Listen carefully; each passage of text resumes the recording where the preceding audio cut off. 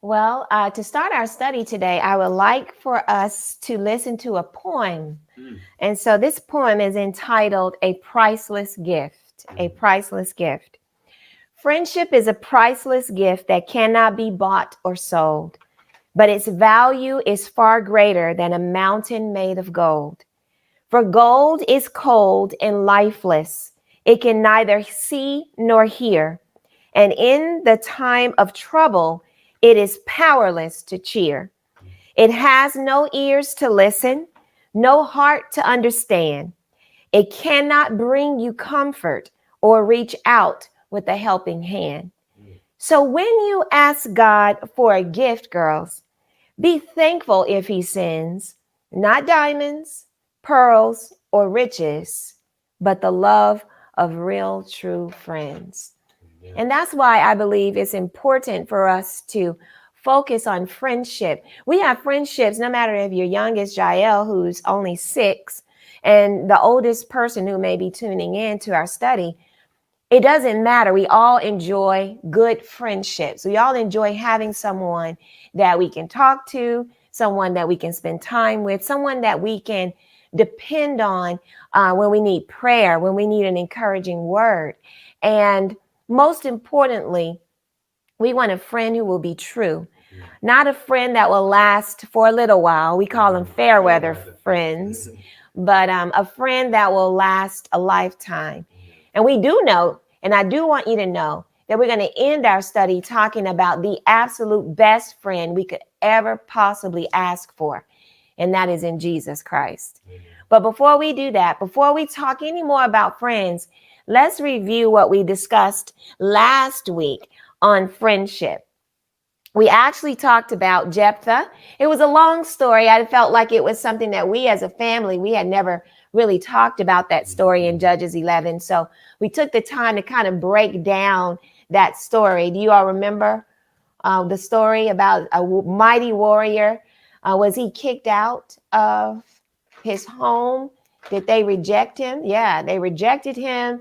He ended up having a family. He still never lost touch with the community. He still had his faith, but then he gave a very, very powerful promise that he would sacrifice the first thing that came through his door after God gave them the victory over Ammon. And the first person to go through the door was his daughter, Jephthah. His only child. I can only imagine if Faith or Christara or Jael was the one that I would have to sacrifice. And that would be very, very hard. But I will also hope that our girls would be true to the Lord as we pray that we will be true to the Lord. And whatever we promise the Lord, we will come through with, because we know our lives are in God's hands. And that's a powerful story, too, because we don't want to have the misunderstanding that Jephthah didn't have any alternatives. He made a vow, he made a commitment, which the Lord wants us to keep.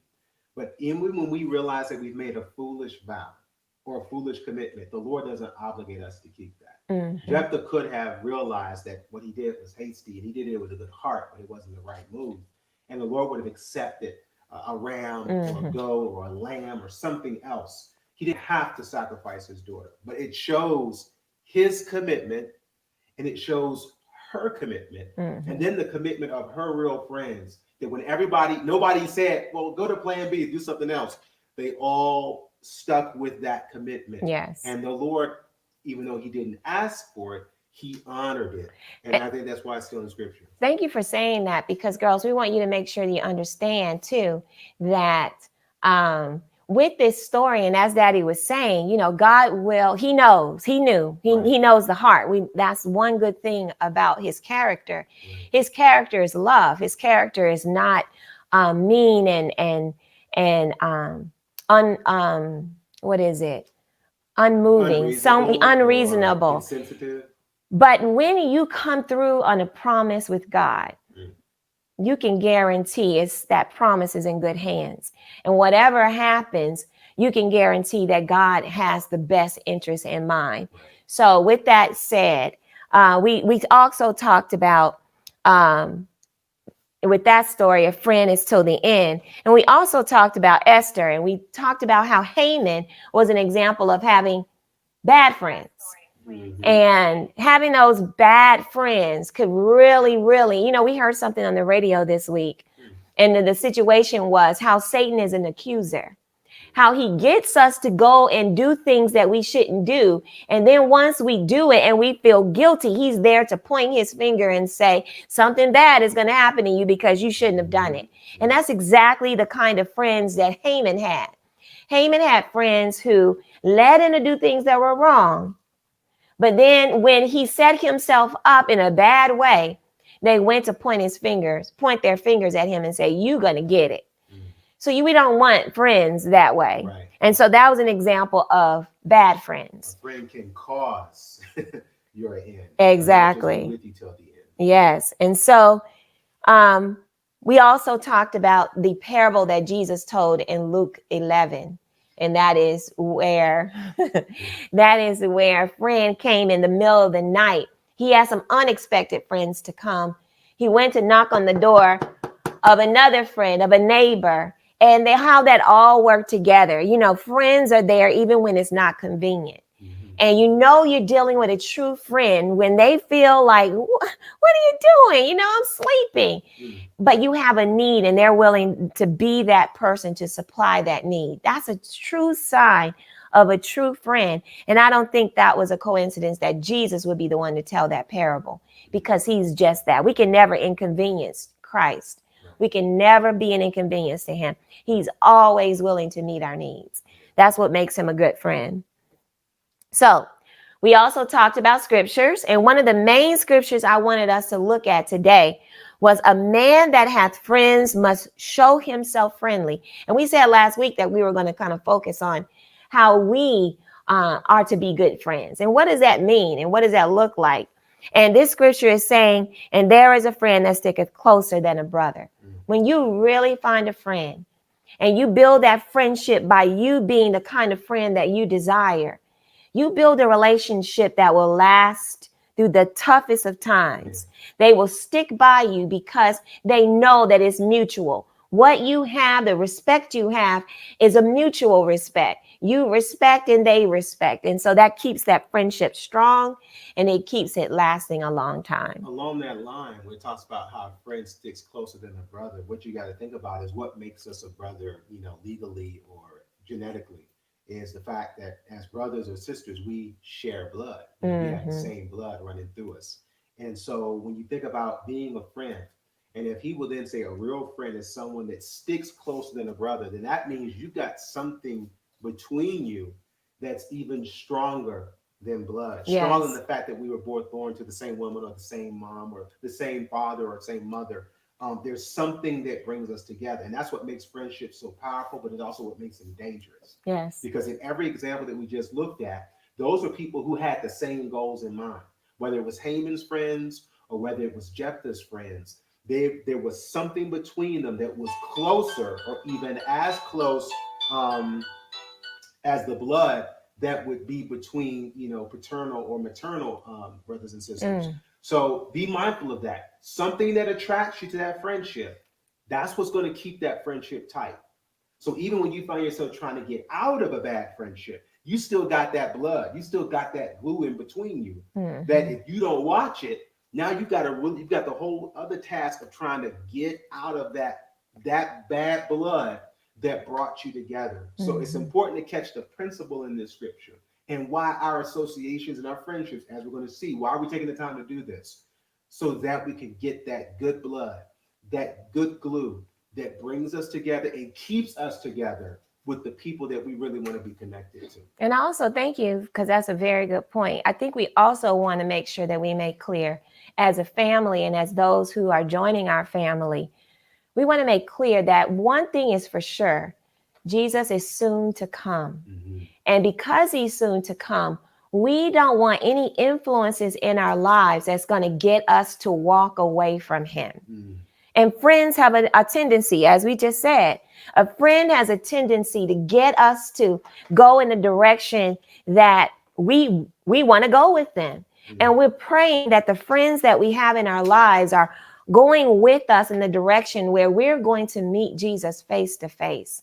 And so any connection, any relationship that's going to take us apart or away from that, we want to make sure that we get unstuck. Yeah. We want to make sure that we're letting go of all of those different things. So, though that's our review. So now let us get into today's topic, which is a friend. We want to make sure that you understand what it means to be a friend. So what we're going to do is just again, I'm going to read about maybe 2 stories today. And this first story is the story of FIONA, a famous friend. Okay? FIONA, a famous friend. Listen carefully. Even though this is a young girl we're speaking about, please apply this to a freshman in college friendship, 8th grader friendship, as well as Jael in her 1st grade class. FIONA Famous was a popular girl at school. She was clever and fun and got on well with everyone. It was not an accident that FIONA was so popular. From an early age, she had made an effort to be kind and friendly to everyone. She invited the whole class to her birthday party, and from time to time, she would give presents to everybody. She was such a busy girl with so many friends that she hardly got a chance to spend time with individual friends. However, she felt very blessed. No other girl has so many friends at school and in the neighborhood. But everything changed on National Friendship Day. On that day, at school, everyone was having a good time. Drawing, painting, giving gifts. That day in class, everyone had to make 3 presents to give to 3 best friends. FIONA enjoyed the task of choosing 3 from amongst all the dozens of her friends. However, when all the presents had been made and the presents had been given out, FIONA was the only one without a gift. She felt terrible and spent hours crying. How could it be possible? So much effort to make so many friends, and in the end, no one saw her as their best friend. Everyone came and tried to console her for a while, but each one only stayed for a short time before leaving. This was exactly what FIONA had done to all of her friends. Was just there for a little while to keep the friendship going and then off to another. She realized that she was a good companion and a good acquaintance, but she had not made or been a true friend to anyone. She had tried not to argue with anyone. She had paid attention to everyone, but now she found out that that was not enough to create a true friendship. When she got home that night, quiet and in a puddle of tears, FIONA asked her mother, "Where can I find true friends?" "FIONA, you cannot buy friends with a smile or a few good words or even gifts. If you really want true friends, you'll have to give them real time and real affection. For a true friend, you must always be available in good times and in bad." "But I want to be everybody's friend. I need to share my time with everyone," FIONA protested. "You're a lovely girl, but you can't be a close friend to everybody. There just isn't enough time to be available for everyone. That's just reality. So it's only possible to have few true friends. The others will be associates, but they won't be close friends." Hearing this, FIONA decided to change her ways so that she could finally have some true friends. That night in bed, she thought about what she could do to get true friends. She thought about her mother. Her mother was always willing to help her. She put up with all of Fiona's dislikes and problems. She always forgave her. She always loved her. That's what makes good friends. And so Fiona decided to be like her mother. Now, I didn't read that, so you can. I read that because it reminded me of Jesus. Jesus is just like this mother. He loves us in the hard times. He loves us when we're not lovable. He loves us through the good times. He's always there, always available, no matter what. And so I wanted to read that story to you. Fiona, the famous friend. Now, we're going to have some interaction right now.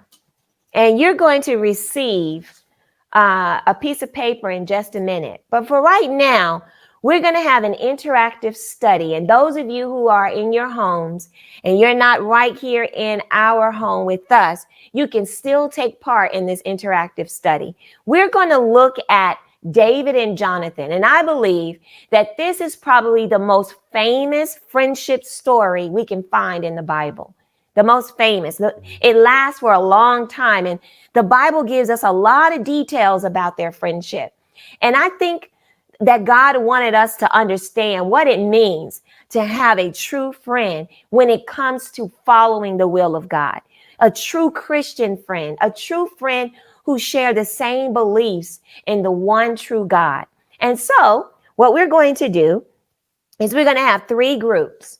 And these 3 groups will look at each of these chapters. So Faith will make you group 1, and you're going to look at 1 Samuel 18. Christar will make you group 2, and you're going to look at 1 Samuel 19. And then Daddy and myself and Jael, we're going to look at 1 Samuel 20. Those of you who are online, choose to join any group. And what we are doing when we look at these scriptures, we look at these chapters, we're finding qualities of friendship. What did David and Jonathan teach us about being true friends? So we're not going to ask you what Bible verse or what scripture. We want you to pull out the friendship qualities found in these chapters. And you may find in your chapter there's only a little portion of David and Jonathan mentioned.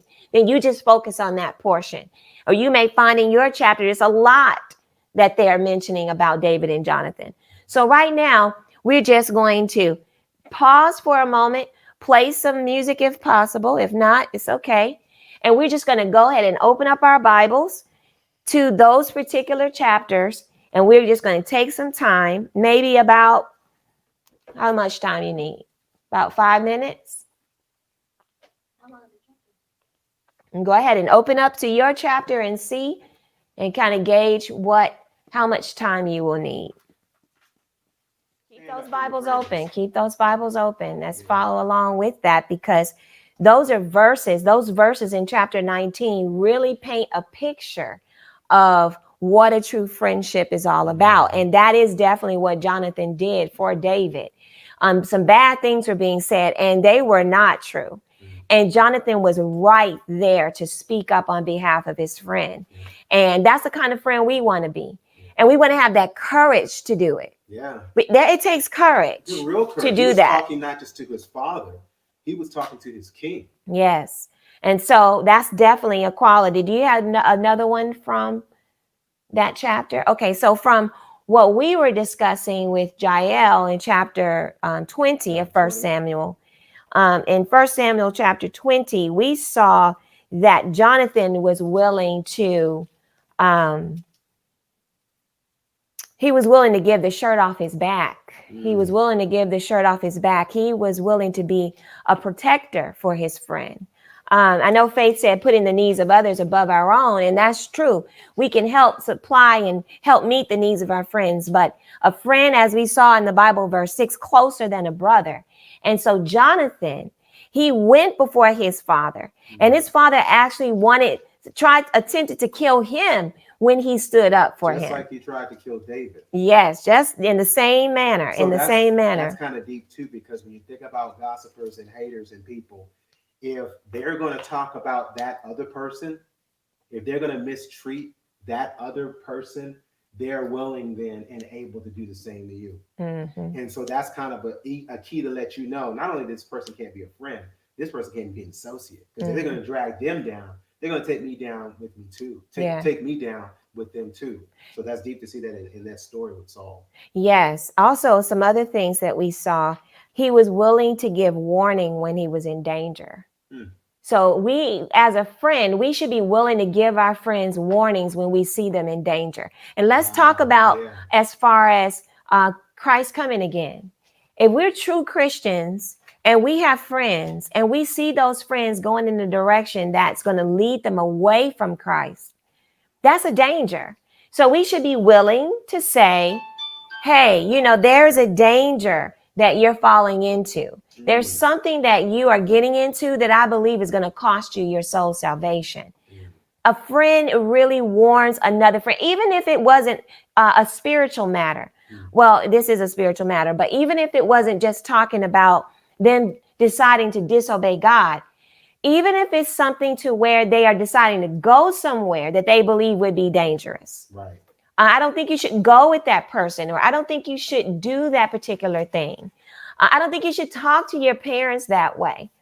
Those are people who will encourage us to be respectful to our parents, as well as we encouraging others to be respectful, is a sign of a true mutual friendship. It's a sign of a friendship that's going to build. It's going to build you, not just allow whatever come what may happens. But this person says, you as a friend can say, the way you talk to your sister or brother or your parents, or the way you talk to people when you meet them, it's kind of rude. That's powerful. You got a real friend will tell you what you should not do, because that's one of the things that attracted me to you. That's one of the things that made Tara stand out to me, to see that she was going to be somewhere. She was going to be something different than everybody else. And obviously she became my wife. But because she was the first female who came to me and told me, and really nobody really told me the way she did, what I need to do to get straight, what I need to do, what was right. And so that let me know that she was not willing to let me fall, not willing to let me struggle. So I would have faith to say, when she said, I got your back, oh, I know you have my back, because not only will you correct others, you'll correct me. So if you really love a friend, and if you got somebody in your corner who's always telling you what's right, but that right doesn't mean, yeah, do it. Yeah, you're right. You're right. You don't want a yes man or a yes girl. You need someone who tells you yes when you need yes and no when you need no. You need that in a marriage. You need it in a friendship. You need it in family as sisters. And when someone tells you no, or when a friend tells you and corrects you, don't look at that as a liability. That's love. A true friend accepts correction. The fact, yes, that proves that this person cares about me, because they're not going to let me fall. And also, I wanted to say thank you, Daddy, because that's very true. A true friend helps find a way to peace. And Jonathan did that for David. He helped him find the way to peace. He basically had to go and do one of the hardest things he would ever have to do. And that was let him know, my father is out to hurt you. Yeah. Please go. Be careful. Please go. And so to do that was very hard. And so a good friend will help you know the direction to go that would be a peaceful way, a peaceful direction. So I think we did a good job in coming up with qualities of a friendship using the story of Jonathan and David and looking at their story. Now, as we look at that, what kind of friend do I need to be? We just wrote some of those. And now we want to look at what kind of friend do I need? All right. What kind of friend do I need? And that basically would be the same. So if you're filling out your list, which I hope you are, and you're writing down these good things that you're saying. So I want to give you a couple of moments to write down some of the things that we just said. Choose some of the things that shows what kind of friend you want to be as the kind of friend that you want to have in someone else. So if you need a pen, let me know. There you go. And so we said putting the needs of others above our own, keeping commitments, standing up for a friend, also willing to give the shirt off your back, give warning when in danger, stands beside you even when falsely accused, helps to find a way of peace. These are all ways in which we can truly show that we are true friends and what we're looking for in a friend.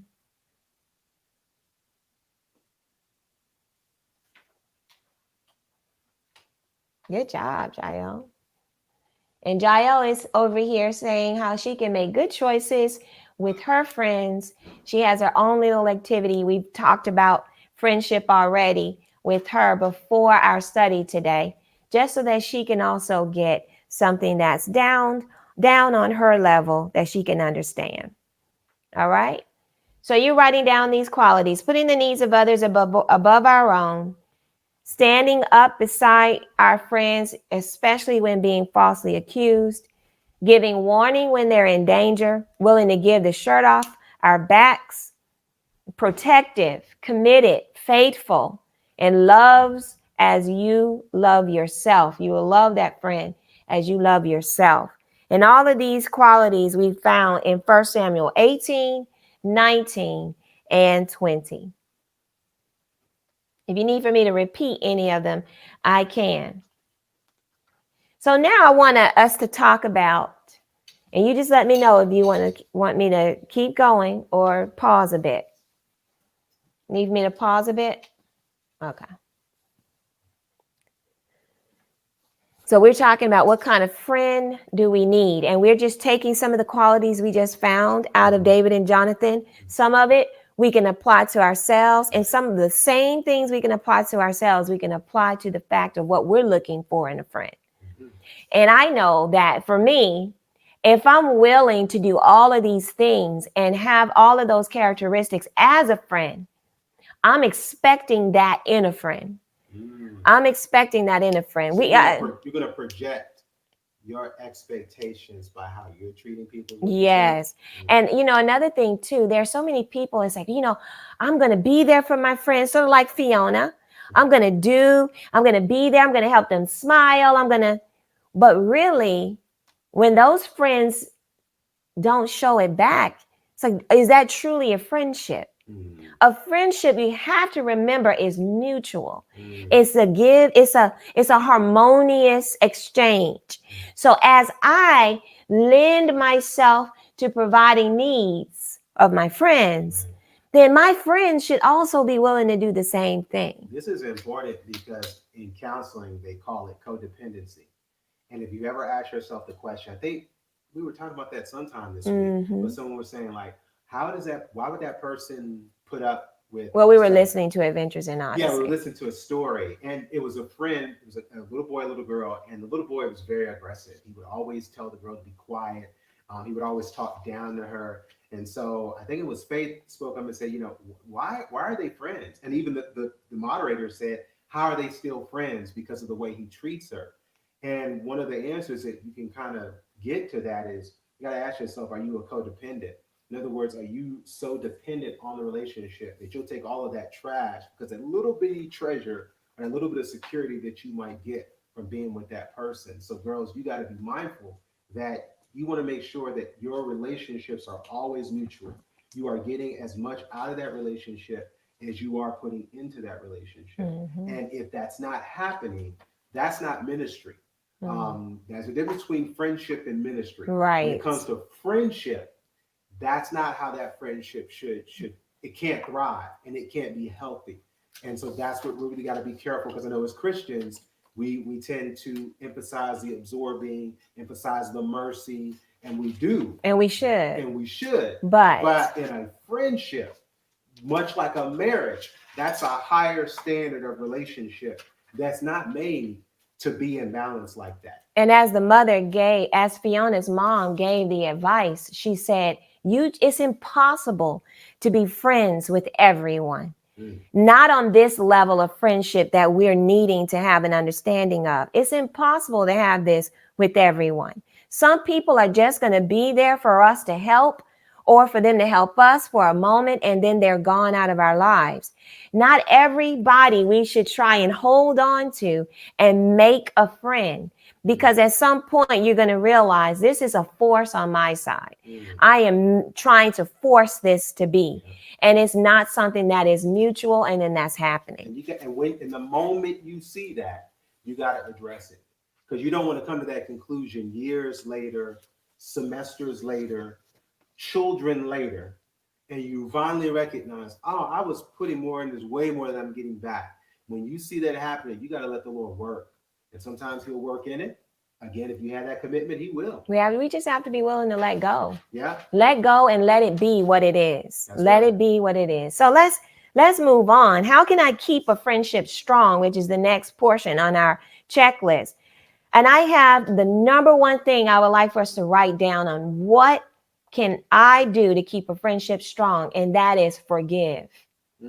If you have been able to find a good friend, you are a good friend, and that relationship is a mutual friendship, then the first thing to keep that friendship strong is to have a forgiving spirit. Wow. Is to have a forgiving spirit. And we just cannot just hold grudges against someone that we call friends, and they've proven to be a good friend to us. We cannot hold on to things and not let it go. Wow. It will kill a friendship. Wow. It will weaken a friendship that could have been for a lifetime. Also, you should encourage this friend to be their best. Always have a word of encouragement for them to be their best. They've shared with you all the things that are important to them. And you should be the one, as a true friend, to keep that friendship strong. You should be the one reminding them, you said you wanted to be an artist. You said you wanted to be that equestrian. Don't let this class get you discouraged and off your goal. That's a true friend. They remind you of what you desire to do and what you desire to be. That's deep that you would say what they're reminding you of, because it kind of ties into forgiveness and friendship. Friendship is always reminding you of your future as opposed to your past. And even if your past was good, you remember the good times, but definitely the bad parts, the weaker parts, they're not always putting that in your face. They're always reminding you where you're trying to go. And that's deep that you mentioned about, because these are things that you all want to do, you want to be when you grow up. You want to make sure you've got friends, if they're right now, is that what they're constantly bringing up to you, what you're supposed to be, versus always trying to get you off track of what your future is. So if you're saying, I want to be an artist, but they're always talking about going to a party, or I want to be an equestrian, but they're always talking about going to do something that their parents don't know about. That's not consistent. That's not friendship. Or they're putting down what you want to do.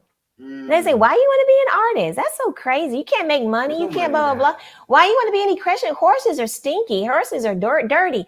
If you've shared your heart's desire with a friend and they put that down, you already know you don't need to keep that friendship strong, because that person is not going to contribute to whatever it is that God has shown you would be good for you. So the last thing I wanted, two more things. The other one is listen. Be a listener. Don't always be willing to talk, and every time you call them or every time you see them, you're just going on and on and on about what's going on with you, or what's going on with your life, or what's going wrong with you. But be the friend to listen. Be the friend to ask them, how was your day? How are you doing? And be willing to listen for a response. Be willing to listen for a response. Don't ask, how you doing? How you doing, Christar? Oh, okay. Yeah, that's right. Because and then you just totally don't give them time to even respond in a way that will let them know you're being a true friend. You got to be careful with that, because that's not a friendship. That's like a parasite. And that person will drain you. And a lot of times, as you grow older, it kind of goes from friendship to money. They'll drain your money. They'll drain your stuff. But if you've got a friend where it's always about them, then you're not getting anything from that. And that's really just drawing from you till you just dry. And when you dry up, you got nothing else to give. Yes. So always be mindful of people who are always telling you about what they're going through, but they never want to hear about what you may be dealing with. Mm-hmm. And so the last one I wanted to say, I have a whole list here and I'll read through the list, but the ones that are worth writing down that I feel can be applicable to any kind of friendship, whether it's a young friendship or a friendship between adults where they have more freedom to do other things, is this one is help make their rough times better. When they're going through something tough, be that person that will be the one to help them look on the brighter side, to help them feel better.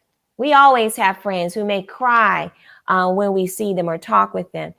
We need to be the person to help them feel better about it. Don't just say, oh, I'm so sorry. You want me to call you back? Oh, I'm so sorry. You just sit here and just take a nap. You'll be okay.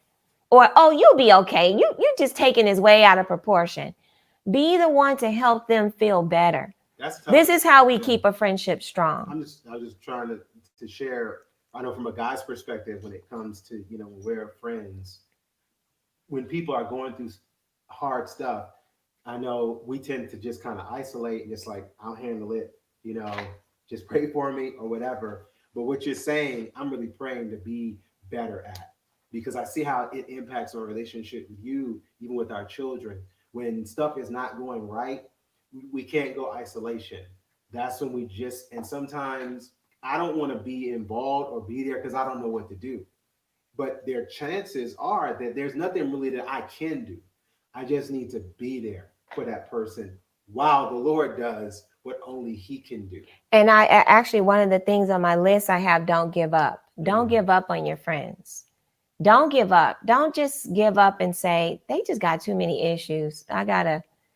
But really, they need a friend. They need you to be the friend that right now and what they're going through. And we, of course, this is all through prayer. We offer all of these things through prayer. So here's my list, and you just listen. And here's my list. Offer a hug. Surprise them on a bad day. Exercise together. That's what friends do to keep their friendship strong. Have a weekly commitment that you make. I'm going to call you, definitely I'm going to call you every Wednesday just to check in with you. Have something that you promise to do weekly. Do something for them.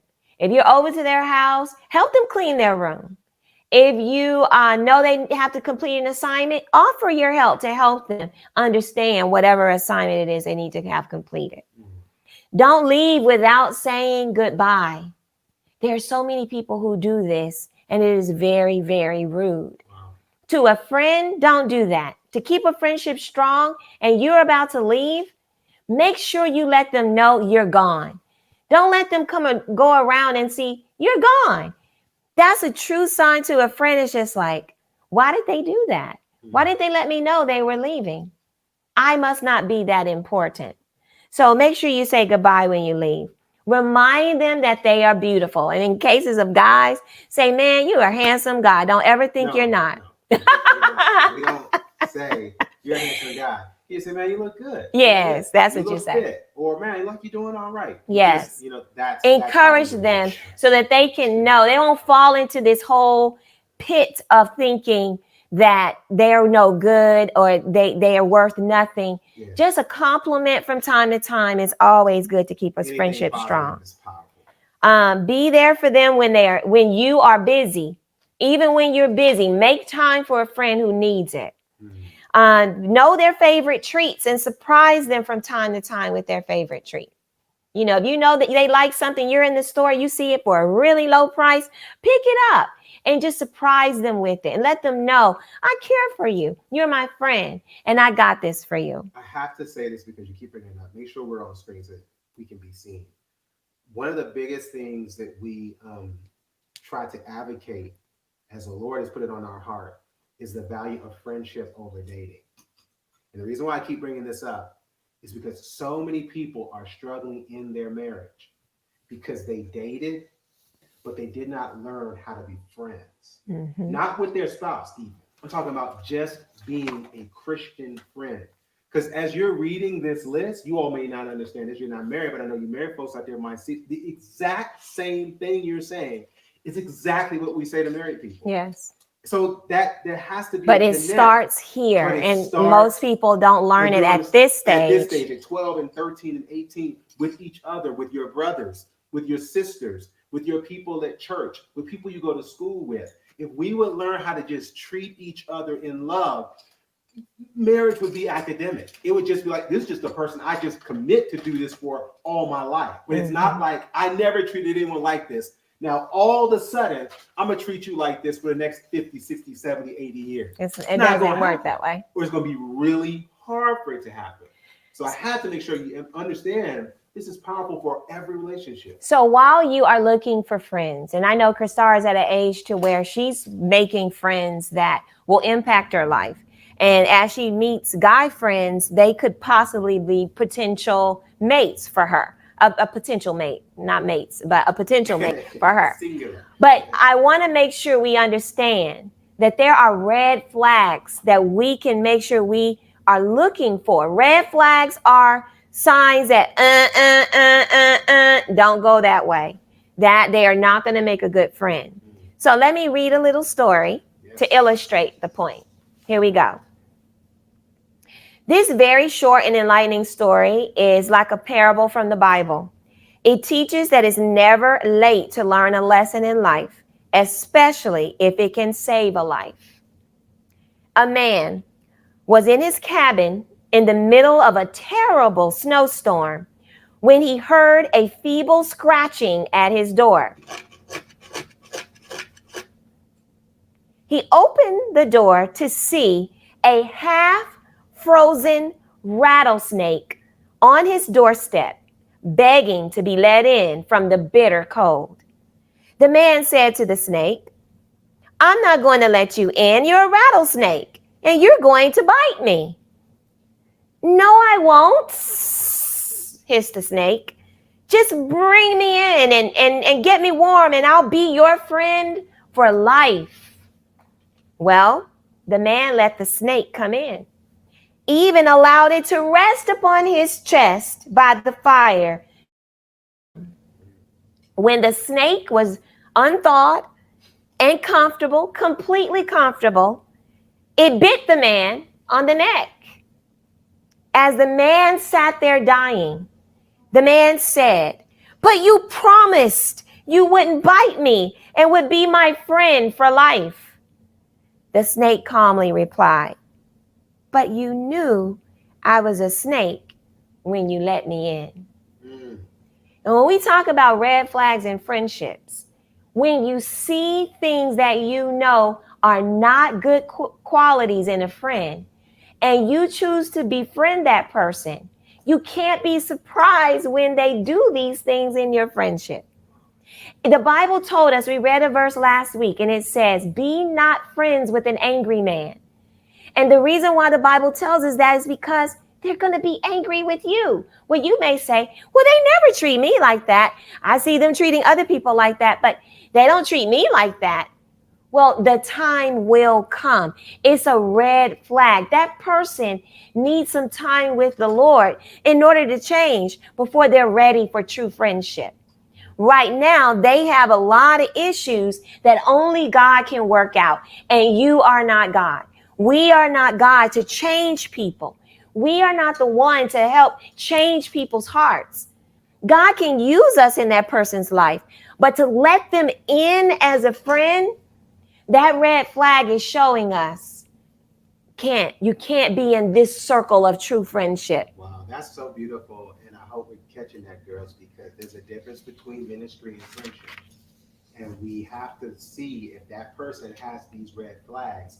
That's somebody I got to pray for, but that's somebody I can't hang with. I hear a lot of people using the phrase and they try to identify themselves. And I got all kinds of friends. I got friends who do this and friends, and they're practicing things that we know are wrong. Well, how can I really be your friend if I'm abiding, if I'm green lighting by my silence or my friendship what it is that you're doing?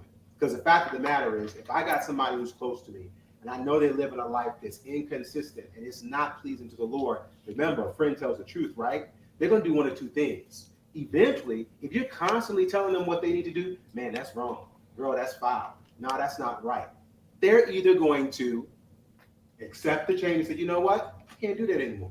Or they're going to say, I like this. I'm not changing. I'm You not can do what I'm changing. doing, or you can go. That's a red flag that lets you know, oh, you're not changing. You have told me I'm not going to change. And so if I stay with you after I know you're not going to change, I am saying you don't need to change. I am saying what you're doing is right. Yes. So that's invaluable, because so many people are trying to justify their Christianity because they say, oh, I got all kinds of friends who do this, that. Well, how can they be your friend and do all that mess? So let's make this interactive, because I want to open up the floor in order to fill out these blanks. What is something that a friend could do to make you say, we're going to end this friendship? What is something that either you have experienced or you could imagine, if this happened, we can't be friends anymore? So let's hear from you. If they say something offensive to me or to somebody that is another friend or just somebody I know, and then they say, oh, I don't really mean it. Like, they say something mean, and then they're like, oh, I'm just kidding. I mean, I don't really mean it. I'm just saying. Is this a one-time thing, or this is constantly happening? So they're constantly saying something bad, offensive. When you hear offensive, and when you hear it and find out, they play it off like, oh no, I didn't mean that. Not I didn't say it, but I didn't mean that. That's a red flag. That's a red flag. Yeah. I would say that's a red flag for me too. If it's a friend, a true friend, they're not going to call me names.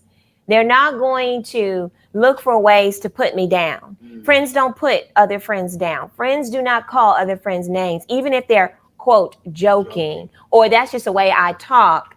That's not a friend. Yeah. That's a red flag for someone that I would consider to be a friend. Yeah. To Faith's point too, that is really a person who's making excuses. Yes. And that's another thing that would be like a friendship killer for me. Like, you're always making excuses for what you're doing, and you're never trying to do better. That's a red flag, because those excuses, they start to get thinner and thinner every time you play them. What about you, Christar? What's something that a friend could do and you just like, no, I can't be friends with them?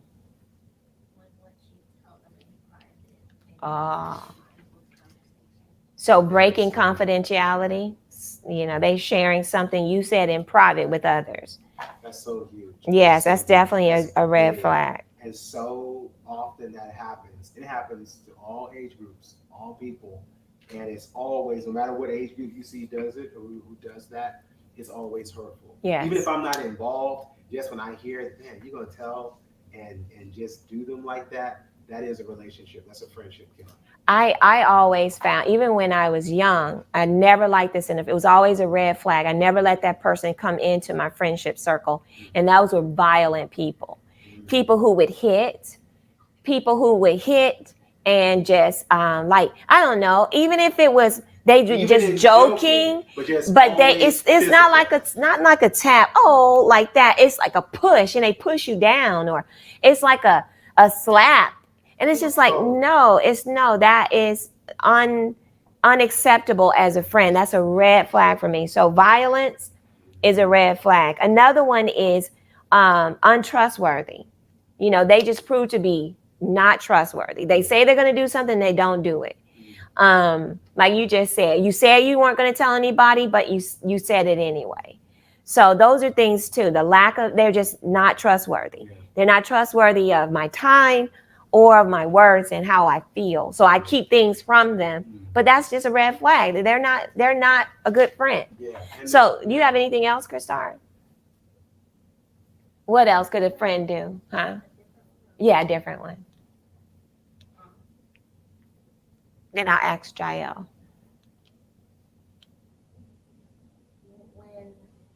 When you just don't feel, after a while you start to feel annoyed with them. Be careful, because that can happen. No, but it's they become annoying. Yeah.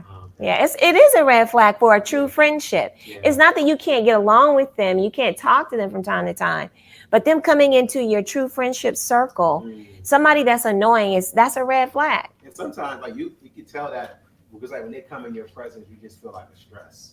You just get like a nervous. It's like, what are they gonna say? What are they? Basically, they're just annoying. They're either always complaining or they're always needy, and it's always a draining from you. Or they just don't ever understand what you're talking about. So let me ask you that though. How do you know the difference between annoying to the negative, or they could be doing something that's iron sharpening iron? It's something to improve your character. Well, how do you know the difference? I'll let Chris start. How can you tell the difference? It's just when they come around, you don't feel like you want to be around them. When they come around, you just feel like you don't want to be where they are. Yeah. So Yeah. It's all negative, not mostly. Right. Yeah, speak up when you're talking. I said even when you're trying, even if you're doing something helpful, you shouldn't be doing. Right. So, I agree. I agree. Jael, what is something somebody could do that would make you not want to be their friend anymore?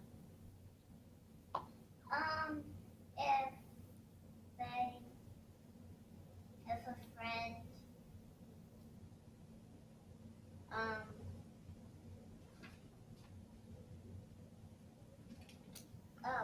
if a friend told you something that was a secret and they promised they won't tell anyone else, and you hear them talking to someone else, and you know that's the secret that you told them not to tell about. Yes. Telling about it. Yes. We use the big word confidentiality, but you just But broke it a down. secret. You're telling secrets. That's a red flag. Or whispering. Or just whispering about you, something mean, or them saying something mean about you. The Bible actually Or calls if that. they're whispering and pointing. Yeah. Oh, whispering and pointing. That's definitely a red flag. Yeah. Faith was something that will make you end a friendship. Oh, say another one. Oh, what did you say at the beginning? I said when they said something. That's right. Okay.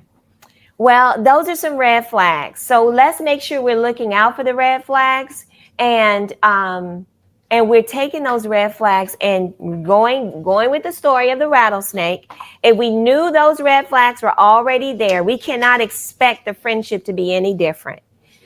So lastly, Jesus is the best example of what it means to have a true friend. The only part on this is this. We have to be a friend in return. So all these qualities that we just finished studying about and writing down, we have to make sure that these are the qualities of these characteristics of a friend we own for ourselves in order to be friends with Christ, right? And so I have on the sheet, lastly, Bible verses on friendship. The thing I'm going to ask you to do when our study is over is in your time alone with God, is to look for verses that talk about friendship, to keep this topic fresh on your mind, because this is our final talk on friendship. But it doesn't have to be our final thoughts on friendship. We can keep those thoughts going. We can keep this whole topic fresh in our minds as we're meeting new people, as we have currently friends in our lives right now, making sure we are the friends we need to be, making sure our friends are true friends, and making sure we're looking out for red flags. As in speaking about Jesus being the best example of a friend, I want to close with another story. And for our family, we're familiar with this story. It's called The Attorney. I love how Jesus is not just our friend, but he's everything. No matter what we need, Jesus can be that thing or that person that we need. How would you feel if, Christar, you just got your driver's license? Congratulations. How would you feel if you got pulled over by the police and he gave you a ticket unlawfully? You weren't doing anything, but he gave you a ticket and said you need to show up in court if you want to protest this ticket. You show up in court and the judge is your very best friend? How would you feel? Good, because I know they won't go overboard with them. They'll do their job, but they won't have extra because You know that they'll look at the truth, right? That's how Jesus is. Wow. It's like no matter what we find ourselves in, we turn the corner and he's right there. And it should get us so excited because Jesus is on my side. I don't have anything to worry about. I don't have anything to fear. It doesn't even matter if I have not one true friend on this earth. I will always have Jesus as my friend. And he is the judge. Oh, yes. And he is the one that we need to get us out of any situation. Listen, after living what I felt was a decent life, my time on earth came to an end. The first thing I remember is sitting on a bench in the waiting room, and we're going to be very, very still and quiet, of what I thought to be a courthouse. The doors opened, and I was instructed to come in and have a seat beside the defense table. As I looked around, I saw the prosecutor. He was a villainous-looking gent who snarled as he stared at me. He definitely was the most evil person I had ever seen. I sat down and looked to my left, and there sat my attorney, a kind and gentle-looking man whose appearance seemed so familiar to me. I felt like I knew him. The corner door flew open, and there appeared the judge in full flowing robes. He commanded an awesome presence as he moved across the room. I couldn't take my eyes off of him. As he took his seat behind the bench, he said, "Let us begin." The prosecutor rose and said, "My name is Satan, and I am here to show you why this man belongs in hell." He proceeded to tell of the lies that I told, of the things that I stole, and the times when I cheated. Satan told of other horrible perversions that was once in my life, and the more he spoke, the further down in my seat I sank. I was so embarrassed that I couldn't look at anyone, not even my own attorney.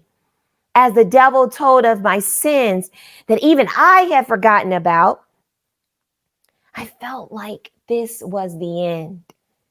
As upset as I was at Satan for telling all these things about me, I was equally upset at my attorney who sat there silently, not offering any form of defense at all. I know I had been guilty of those things, but I had done some good in my life. Couldn't that at least equal out part of the harm I've done? Satan finished with a fury and said, "This man belongs in hell. He is guilty of all that I have charged, and there is not a person who can prove otherwise." When it was my attorney's turn, he first asked if he could approach the bench and talk to the judge. The judge allowed this over the strong objection of Satan, and he beckoned him to come forward. As he got up and started walking, I was able to see him in his full splendor and majesty. I realized why he seemed so familiar. This was Jesus representing me, my Lord and my Savior. He stopped at the bench and softly said to the judge, "Hi, Dad." And then he turned to address the court. Satan was correct in saying that this man had sinned. I won't deny any of these allegations. And yes, the wage of sin is death, and this man deserves to be punished. Jesus took a deep breath and turned to his Father with outstretched arms and proclaimed, "However, I died on the cross so that this person might have eternal life, and he has accepted me as his Savior, so he is mine." My Lord continued with, "His name is written in the book of life, and no one can snatch him from me." Satan still does not understand this. This man is not to be given justice, but rather mercy. As Jesus sat down, he quietly paused, looked at his Father, and said, "There is nothing else that needs to be done. I've done it all." The judge lifted his mighty hand and slammed down the gavel. The following words bellowed from his lips. This man is free. The penalty for him has already been paid in full. Case dismissed. As my Lord led me away, I could hear Satan ranting and raving. I won't give up. I will win the next one. I asked Jesus as he gave me my instructions on where to go next. Have you ever lost a case? Christ lovingly smiled and said, everyone that has come to me and asked me to represent them has received the same verdict as you, paid in full. I want a friend like that.